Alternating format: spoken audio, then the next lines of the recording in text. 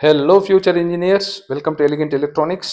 ಈ ದಿನ times of India news ಪೇಪರಲ್ಲಿ ಒಂದು ಸುದ್ದಿ ಬಂದಿದೆ. ಅದೇನಪ್ಪ ಅಂದರೆ ಇಂಜಿನಿಯರಿಂಗ್ ಸೀಟಿಗೆ ಭರ್ಜರಿ ಚಾಯ್ಸ್ ಅಂತ ಯಾಕೆ ಕೊಟ್ಟಿದ್ದಾರೋ ಗೊತ್ತಿಲ್ಲ. ಟೈಟಲ್ಲು ಇಂಜಿನಿಯರಿಂಗ್ ಸೀಟಿಗೆ ಭರ್ಜರಿ ಚಾಯ್ಸ್ ಅಂತ ಕೊಟ್ಟಿದ್ದಾರೆ. ಈ ಬಾರಿ ಮೂರನೇ ಸುತ್ತಿನ ಸೀಟು ಹಂಚಿಕೆಗೆ 21,071 ಸೀಟು ಲಭ್ಯ. ಆಲ್ರೆಡಿ ಇದನ್ನ ನೀವು KEA ವೆಬ್ಸೈಟ್ ಇಂದ ಡೌನ್ಲೋಡ್ ಮಾಡ್ಕೊಂಡಿರ್ತೀರಾ. 21,071 seats are available for third round ಅಂತ. ಹಾಗೆ ಕಾರ್ಯನಿರ್ವಾಹಕ ನಿರ್ದೇಶಕರು KEA ಪ್ರಸನ್ನ IAS ಆಫೀಸರ್ ಏನು ಹೇಳಿದ್ದಾರೆ ನೋಡೋಣ. ಶೀಘ್ರದಲ್ಲೇ ಮೂರನೇ ಸುತ್ತಿನ ಸೀಟು ಹಂಚಿಕೆಯ ಫಲಿತಾಂಶ ಪ್ರಕಟಿಸುತ್ತೇವೆ. ಅಂದರೆ ಥರ್ಡ್ ರೌಂಡ್ ರಿಸಲ್ಟ್ಸ್ ಇನ್ನೇನು ಬಂದ್ಬಿಡತ್ತೆ ಅಂತ ಹೇಳ್ತಾ ಇದ್ದಾರೆ. ಈ ಬಾರಿ ಇಂಜಿನಿಯರಿಂಗ್ ಸೀಟುಗಳು ಹೆಚ್ಚು ಲಭ್ಯವಿದ್ದ ಹಿನ್ನೆಲೆಯಲ್ಲಿ ಮೂರನೇ ಸುತ್ತಿಗೂ ಹೆಚ್ಚಿನ ಸೀಟುಗಳು ಲಭ್ಯವಾಗಿವೆ. ಈ ವರ್ಷ ಸೀಟ್ಸ್ ಜಾಸ್ತಿ ಇತ್ತು ಅವೈಲೇಬಲ್. ಎಷ್ಟೊಂದು ಇಂಜಿನಿಯರಿಂಗ್ ಅಲ್ಲಿ 21,071, ನರ್ಸಿಂಗ್ ಅಲ್ಲಿ 3,759, ಆರ್ಕಿಟೆಕ್ಚರ್ ಅಲ್ಲಿ 452, ಫಾರ್ಮಡಿಯಲ್ಲಿ 88 ಸೀಟ್ಸು ಥರ್ಡ್ ರೌಂಡ್ಗೆ ಅವೈಲೇಬಲ್ ಇದೆ. ಯಾಕೆ ಇದು 21,000 ಅಂತ ಜಾಸ್ತಿ ಕಾಣಿಸ್ತಾ ಇದೆ ಅಂದರೆ ಲಾಸ್ಟ್ ಇಯರ್ 1,41,000 ಸೀಟ್ಸ್ ಇತ್ತು. ಬಟ್ ಈ ವರ್ಷ 1,51,000 ಆಯಿತು. Totally more than 10,000 seats availability ಜಾಸ್ತಿ ಆಯಿತು. ಎಷ್ಟು ಜಾಸ್ತಿ ಇಲ್ಲ ಲಾಸ್ಟ್ ಇಯರ್ ಈ ವರ್ಷಕ್ಕೆ ಅಂದರೆ 10,427 ಸೀಟ್ಸು ಜಾಸ್ತಿ ಆಯಿತು. ಹಾಗಾಗಿ ನಿಮಗೆ ಥರ್ಡ್ ರೌಂಡಲ್ಲಿ 21,000 ಸೀಟ್ಸು ಸಿಗ್ತಾ ಇದೆ. 10,427 ಸೀಟ್ಸು ಎಕ್ಸ್ಟ್ರಾ ಬಂತು ಲಾಸ್ಟ್ ಇಯರ್ಗಿಂತ.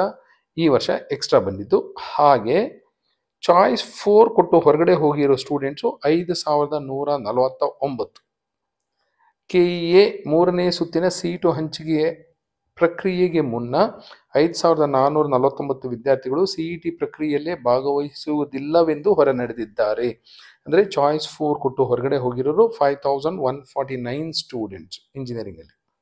ನೆಕ್ಸ್ಟ್ ಚಾಯ್ಸ್ 3 ಕೊಟ್ಟು ಸೀಟ್ನ ಸರೆಂಡರ್ ಮಾಡಿರೋದು, ನಮ್ಗೆ ಈ ಸೀಟ್ ಬೇಡ, will participate in fresh for the third round ಅಂತ ಹೇಳಿರೋದು 6,841 ಸ್ಟೂಡೆಂಟ್ಸ್. 6,841 ವಿದ್ಯಾರ್ಥಿಗಳು ಲಭ್ಯವಿದ್ದ ಸೀಟು ಬಿಟ್ಟು, ಅವರಿಗೆ ಸಿಕ್ಕಂತಹ ಸೀಟನ್ನು ಬಿಟ್ಟು ಹೊಸದಾಗಿ ಮೂರನೇ ಸುತ್ತಿನಲ್ಲಿ ಸೀಟುಗಳನ್ನು ಪಡೆಯಲು ನಿರ್ಧರಿಸಿದ್ದಾರೆ.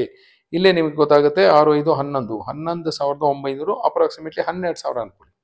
ಚಾಯ್ಸ್ 3 ಅಂಡ್ ಚಾಯ್ಸ್ 4 ಅಲ್ಲೇ ನಿಮಗೆ 11,000 ಬಂದ್ಬಿಡ್ತು. ಇನ್ನೂ ಸೀಟ್ಸು ಒಂದಷ್ಟು ಜನ ಹೋಗಿ ಸರೆಂಡರ್ ಮಾಡಿರ್ತಾರೆ. ಯಾಕೆಂದರೆ ಅದೊಂದು ಆಪ್ಷನ್ ಕೊಟ್ಟಿದ್ರು KEA ಅವರು, ಬಂದು ಸೀಟ್ ಸರೆಂಡರ್ ಮಾಡ್ಬೋದು. 5,000 ಮಾತ್ರ ಫೈನ್ ತಗೋತೀವಿ, ಪೆನಾಲ್ಟಿ ತಗೋತೀವಿ ಅಂತ. ಆ ನಂಬರ್ ಇಲ್ಲಿ ಕಾಣ್ತಿಲ್ಲ. ಹಾಗಾಗಿ 21,000 ಸೀಟು ಅಂತ ಅಂದ್ಕೊಳ್ಳಿ. 21,000 ಸೀಟ್ ಇದೆ. ಹಾಗೆ ಮೆಡಿಕಲಲ್ಲಿ ಒಂದಷ್ಟು ಸೀಟ್ಸ್ ಜಾಸ್ತಿ ಆಗಿದೆ.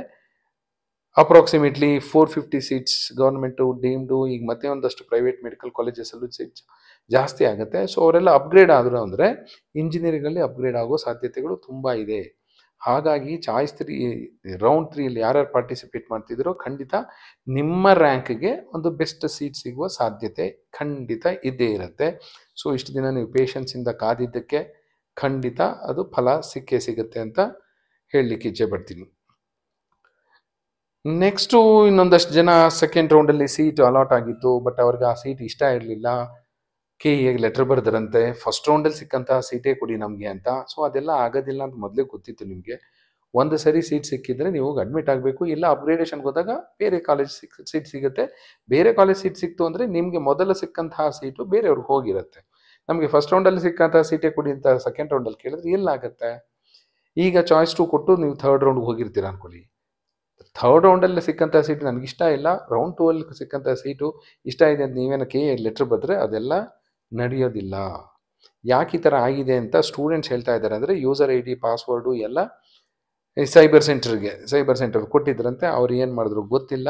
ಸೊ ಏನೇನೋ ಒಂದಷ್ಟು ಜನಕ್ಕೆ ಸೀಟ್ಸು ಸಹ ಅಲಾಟ್ ಆಗಿಲ್ಲ. ಯಾಕೆಂದರೆ ಅವ್ರಿಗೆ ಇಷ್ಟ ಬಂದಂಥ ಆಪ್ಷನ್ ಎಂಟ್ರಿ ಮಾಡಿರ್ತಾರೆ. ನೀವು ಸೈಬರ್ ಸೆಂಟ್ರಲ್ಲೇ ಆಪ್ಷನ್ ಎಂಟ್ರಿ ಮಾಡಿ, ಬಟ್ ನೀವು ಕೂತ್ಕೊಂಡು ನೀವು ಎಂಟ್ರಿ ಮಾಡಿ. ಯಾಕೆಂದರೆ ಸೆಕೆಂಡ್ PUC ಪಾಸ್ ಆಗಿದ್ದೀರಾ, ಈಗ ಇಂಜಿನಿಯರಿಂಗ್ ಕೋರ್ಸ್ ಸ್ಟಾರ್ಟ್ ಮಾಡಬೇಕು. ಸೊ ನೀವು ಆಪ್ಷನ್ ಎಂಟ್ರಿ ಮಾಡೋದು ಕಲಿಬೇಕು.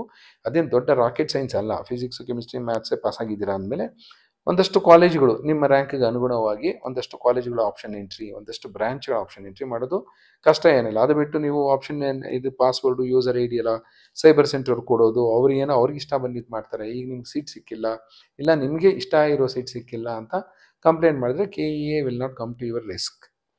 ಸೊ ಇದೊಂದು ಗುಡ್ ನ್ಯೂಸು. 21,000 ಸೀಟ್ಸು ಅವೈಲೇಬಲ್ ಇದೆ. ಹಾಗೆ ಮೆಡಿಕಲ್ಗೆ ಒಂದಷ್ಟು ಜನ ಅಪ್ಗ್ರೇಡ್ ಆಗ್ತಾರೆ ಇಂಜಿನಿಯರಿಂಗಿಂದ, ಆ ಸೀಟ್ಸು ಸಹ ಬರುತ್ತೆ. ಈ ಪ್ರೈವೇಟ್ ಮೆಡಿಕಲ್ ಕಾಲೇಜಸಲ್ಲಿ ಒಂದಷ್ಟು ಸೀಟ್ಸ್ ಜಾಸ್ತಿ ಆಗುತ್ತೆ, ಬಟ್ ಅದು ಈಗ ಇಮಿಡಿಯೇಟಾಗಿ ಆಗುತ್ತೋ ಇಲ್ವೋ ಗೊತ್ತಿಲ್ಲ. ಯಾಕೆಂದರೆ ಇನ್ನೂ ಅಫಿಷಿಯಲ್ ನೋಟಿಫಿಕೇಶನ್ ಎಲ್ಲ ಬಂದಿಲ್ಲ. ಆದರೂ ಸಹ ನಿಮಗೆ ಥರ್ಡ್ ರೌಂಡಲ್ಲಿ ನಿಮ್ಮ ರ್ಯಾಂಕ್ಗೆ ಪರ್ಫೆಕ್ಟ್ ಆಗಿರೋ ಇಲ್ಲ ಮೋಸ್ಟ್ ಸೂಟಬಲ್ ಆಗಿರೋ ಕಾಲೇಜ್ ಆ್ಯಂಡ್ ಬ್ರಾಂಚ್ ಸಿಗುವ ಎಲ್ಲ ಸಾಧ್ಯತೆಗಳು ಇದೆ. ಫಸ್ಟ್ ರೌಂಡಲ್ಲಿ ಸೆಕೆಂಡ್ ರೌಂಡಲ್ಲಿ ಒಂದಷ್ಟು ಜನಕ್ಕೆ ಸೀಟ್ ಸಿಕ್ಕಿರಲಿಲ್ಲ, ಅವ್ರಿಗೆ ಥರ್ಡ್ ರೌಂಡಲ್ಲಿ ಸಿಗುವ ಎಲ್ಲ ಸಾಧ್ಯತೆಗಳಿದೆ if your option entry is proper. ಯಾವುದೋ ಒಂದು ಟಾಪ್ 4 ಕಾಲೇಜ್ ಹಾಕೊಂಡ್ಬಿಟ್ರೆ ನನಗೆ ಸಿಗಲಿಲ್ಲ ಅಂತ ಹೇಳಿದ್ರೆ ಯಾರನ್ನೂ ಬ್ಲೇಮ್ ಮಾಡೋದಕ್ಕಾಗೋದಿಲ್ಲ. ಸೊ ಒಂದಷ್ಟು ಆಪ್ಷನ್ಸ್ ಕೊಡಬೇಕಾಗುತ್ತೆ. ನಿಮ್ಮ ರ್ಯಾಂಕ್ಗಿಂತ ಕಡಿಮೆ ಕಟ್ ಆಫ್ ಇರುವಂಥ ಕಾಲೇಜ್ಗಳದ್ದು ಕೊಡಬೇಕಾಗತ್ತೆ, ಒಂದಷ್ಟು ಬ್ರಾಂಚಸ್ಸು ಕೊಡಬೇಕಾಗತ್ತೆ. ಯಾಕೆಂದರೆ ನಮ್ಮ ರ್ಯಾಂಕು 100, 200, 500, 1000 ಬಂದರೆ ನಮಗೆ ಆಪ್ಷನ್ಸ್ ಜಾಸ್ತಿ ಇರುತ್ತೆ. 1 ಲಕ್ಷ, 2 ಲಕ್ಷ, 2.5 ಲಕ್ಷ, 2.25 ಲಕ್ಷ ಬಂದಾಗ ಸ್ವಲ್ಪ ಕಾಂಪ್ರಮೈಸ್ ಮಾಡಿಕೊಂಡು ಒಂದಷ್ಟು ಬ್ರಾಂಚು ಕಾಲೇಜು ಕಾಂಪ್ರಮೈಸ್ ಮಾಡಿಕೊಂಡು ಆಪ್ಷನ್ ಎಂಟ್ರಿ ಮಾಡಬೇಕಾಗುತ್ತೆ. ಸೊ ಥರ್ಡ್ ರೌಂಡಲ್ಲಿ ಮಾಡಿರ್ತೀರಾ ಅಂತ ತಿಳ್ಕೊಂಡಿದ್ದೀನಿ. ಸೊ ಹಾಗಾಗಿ ಥರ್ಡ್ ರೌಂಡಲ್ಲಿ ನಿಮಗೆಲ್ಲ ನೀವು ಇಷ್ಟಪಟ್ಟಂತಹ ಸೀಟೇ ಸಿಗುತ್ತೆ ಅಂತ ಭಾವಿಸ್ತಾ ಈ ವಿಡಿಯೋ ಮುಗಿಸ್ತಾ ಇದ್ದೀನಿ. Thank you and all the best.